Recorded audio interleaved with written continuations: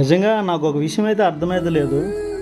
బంగ్లాదేశ్లో రిజర్వేషన్ కోసం గొడవలు జరిగితే ఈ మద్దతుదారులు అందరి చేతిలో AK-47 ఎందుకు ఉన్నాయి?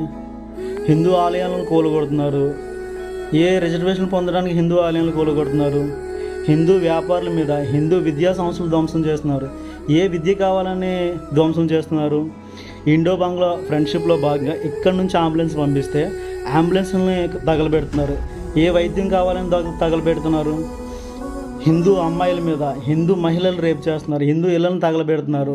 ఏ పేదరిక నిర్మూలన కోసం తగలబెడుతున్నారు.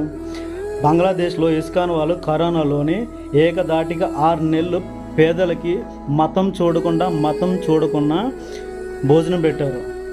దానికి వీళ్ళు ఇచ్చిన రిటర్న్ గిఫ్ట్ ఏంటి అంటే ఇస్కాన్ టెంపుల్స్ని ధ్వంసం చేశారు.